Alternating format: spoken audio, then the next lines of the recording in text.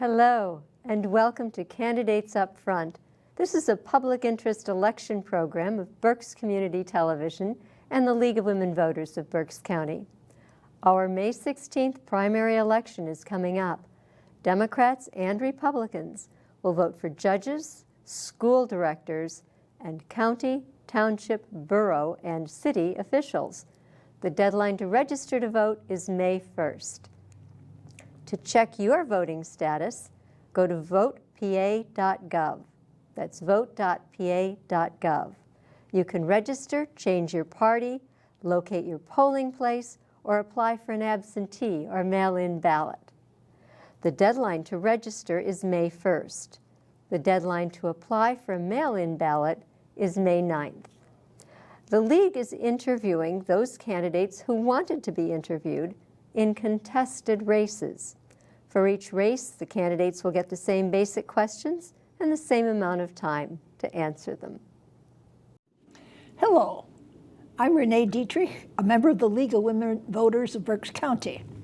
The featured office today is Reading City Council.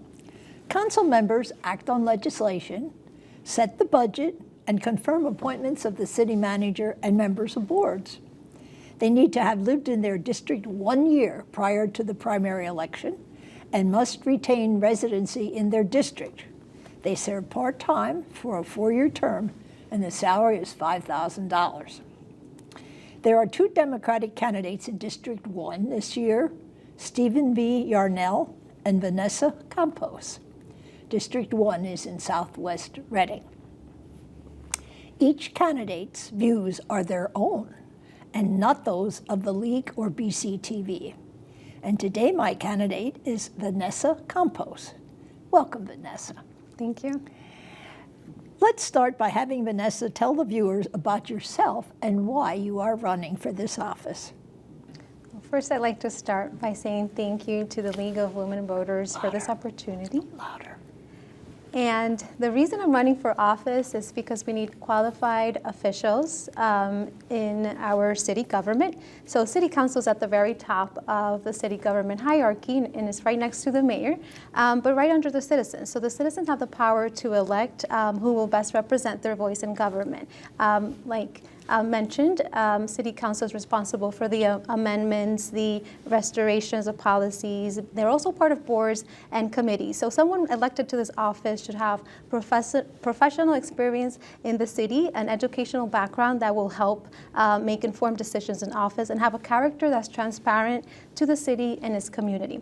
My background consists of a master's and bachelor's in education. I have professional experience in the Reading School District, which is one of the largest districts in our county. I have served as a teacher's assistant, elementary teacher, a middle school reading teacher, and a reading specialist. In addition, I have many leadership roles such as mentor, department head, committee chair, and coach. And in my 13 years of experience as an educator, I feel like have prepared me to be in the role of a government level position and help my community in a larger scope. Thank you. Now, you told us about your education. Can you tell us a little bit of maybe your involvement in the community, these things that you bring to your position, how your involvement in the community and your background influence your ability to be effective? So I have about 18 years, close to 20 years in the city of Reading, and I have been involved in many community organizations. I am part of the Democratic Party, so we are a part of different events that do community outreach. I am also part of the youth organizations in the sport and the Olivets, and specifically an organization that's coming up and about, which is the baseball as well. So I am part of these organizations, and I look forward to continuing to participate as an elected official and bring our community together, the youth, the elderly, and the families. Thank you. Now, what personal qualities do you have that would help you deal with your position at City Hall?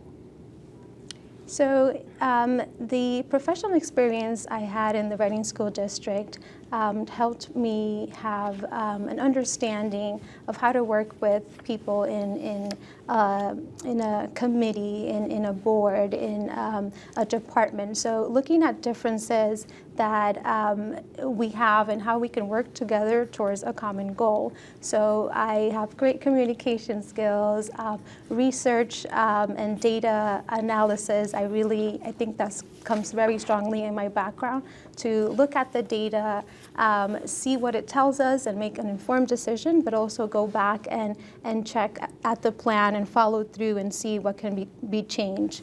I think transparency, having a sensibility and compassion with those that you are working in, but also those that you are serving. So for example, in my role as an educator, I want to be sensitive to the families and the students that I am representing and that we are serving.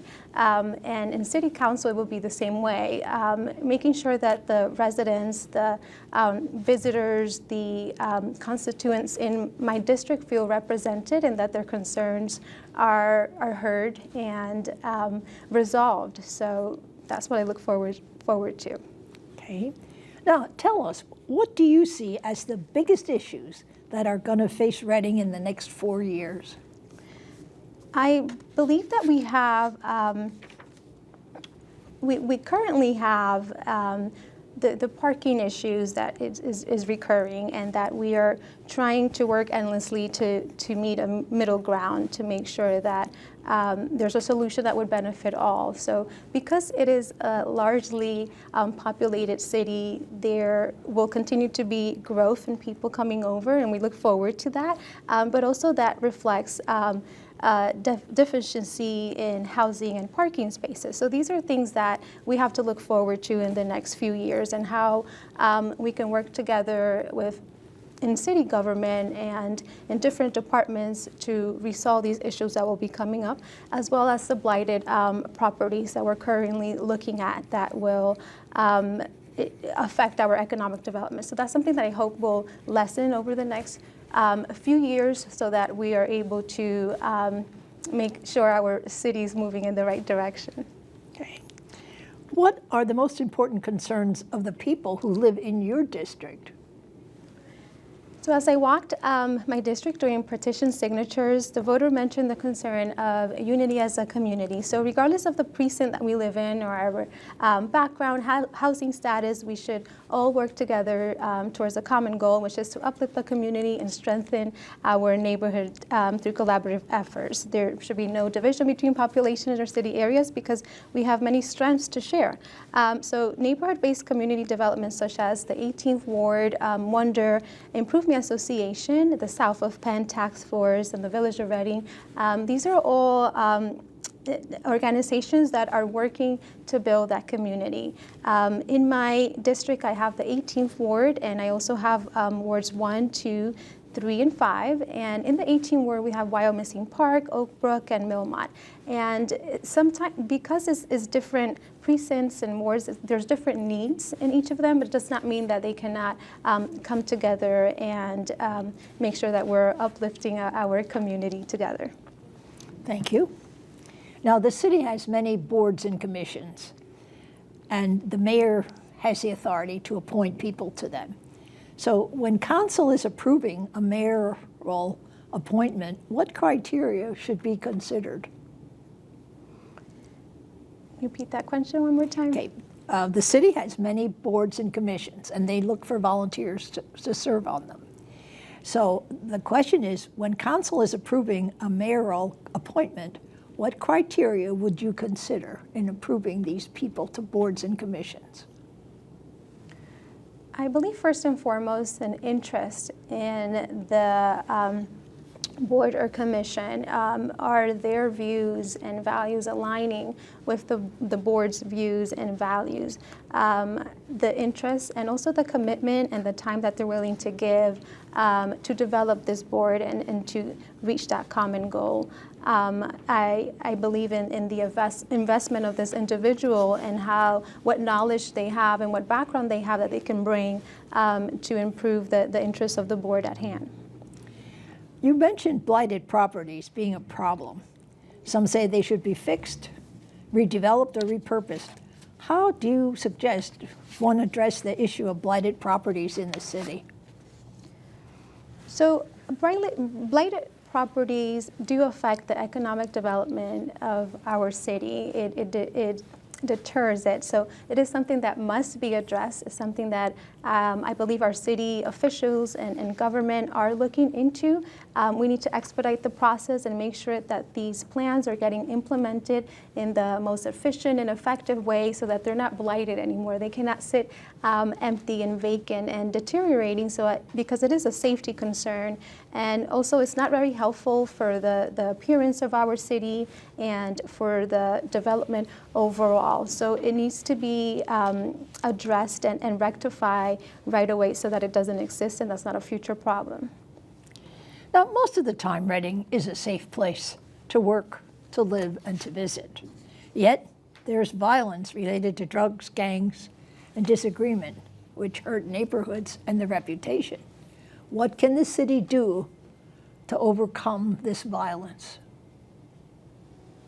I believe strongly in collaboration with, like I mentioned before, neighborhood projects, organizations, and programs that are in place. We do have resources that are available already that we should come together and make sure we're taking advantage of.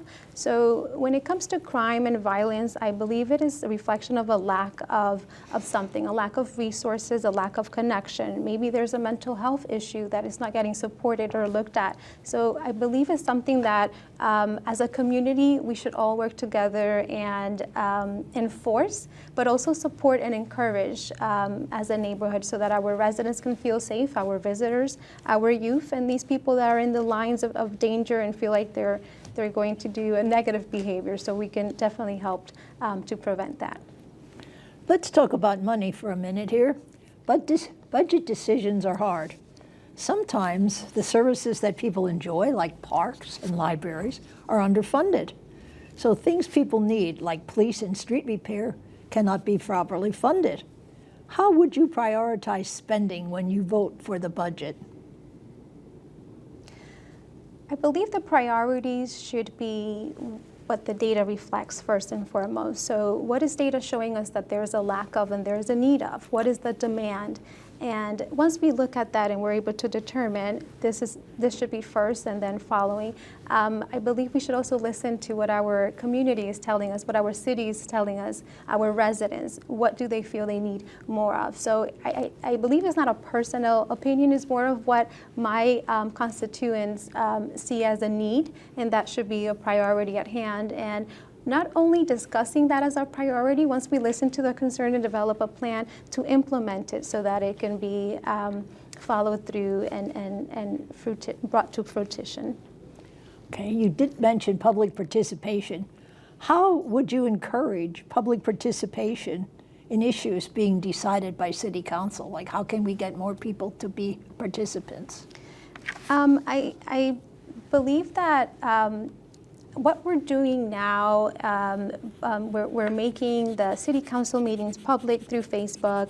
We're using VCTV to show the meetings and even the boards. I think there's things that are being done already in place that help share and push this information out to our viewers, our city, and the public overall.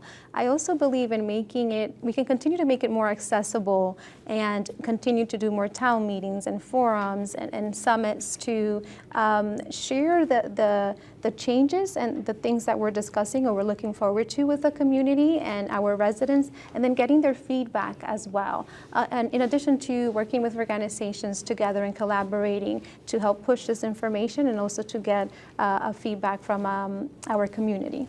Okay. Now, if you're elected, what are your personal priorities for your coming term?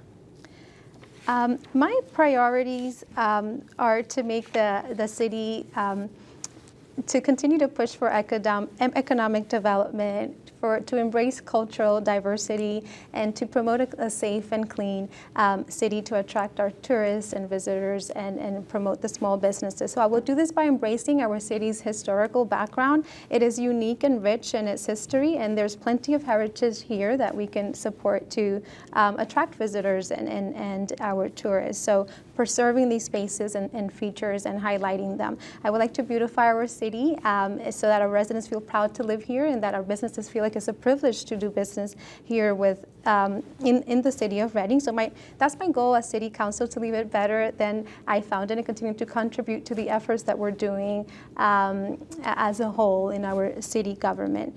I believe that the diversity of our city is continuing to grow, and there's a lot that we can cherish. We have a variety of cultural restaurants here available in every corner, a variety of organizations and associations that and neighborhood projects that embrace diversity, individual differences, and are meant to empower our community. So I am looking forward to being part of this and bringing those innovative strategies to City Council.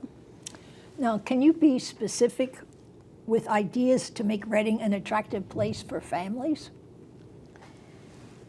We can start with a clean city. So I do believe in making sure that our sidewalks have trash cans and things that are accessible for anyone walking by that have trash on them that they can throw out and not to throw them in the street. So that is the first step, making sure our city is looking attractive and clean. Adding to these commercial areas where there's a lot of traffic of businesses and making it, adding features to it, putting proper lighting, putting accessories around to make it look very inviting. And even in our neighborhoods where there's not a lot of businesses, but there's more residential, the sidewalks to be paved and have a safe, attractive looking sidewalk. And I know that there's some trees that grow in between the sidewalks and mess up how they look, which is a hazard, but also the appearance looks a little messy and not safe, of course. So I think that would be one of the first steps to make the city look attractive for the families. And how about being specific on how to attract businesses to Reading? So continuing to be business friendly. So we need to take advantage of these properties that we have that are vacant, these properties that don't have anything and they're in the commercial area. They should be used for a small business. We should make it more business friendly and provide opportunities for someone that would be interested in developing a business in this area or on this property so that it can attract more revenue and increase the economic development of our city. So I believe in taking advantage of the assets that we have as a city and making the best use of it to promote businesses and make revenue. Now, it can be expensive to run for office, so how are you financing your campaign? I have the support, and I do continuously seek the support of friends and families and people that support my values and look forward to sharing that same goal that I have for the city overall. So I am part of a lot of community events so that they are able to get to know me as a person and know who I am, what's my background, what my mission and my goals are. And they're able to support me moving forward to push that. Okay, for our home viewers' information, if you want more details on the candidates, go to the League's online voters guide, vote411.org. It's safe. It does not store your address. Candidates that are running for township and borough offices are listed there, as well as the candidates in the 18 school districts in Berks County are putting their information on Vote 411. So you can be very prepared if you use vote411.org. Now let's go to a closing statement. Tell the viewers why they should vote for you for this office.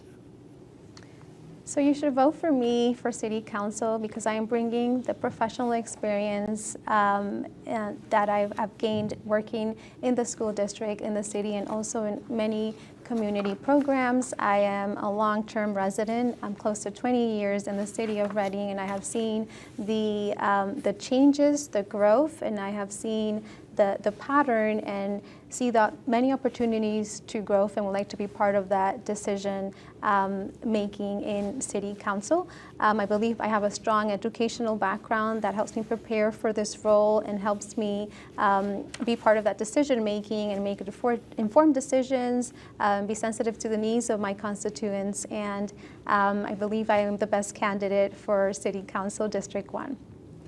Thank you. Thank you, Vanessa, for sharing your views with us. Viewers, please remember that there is another candidate for City Council in District 1. That would be Stephen Yarnell. You may vote for 1. Thank you for watching Candidates Up Front.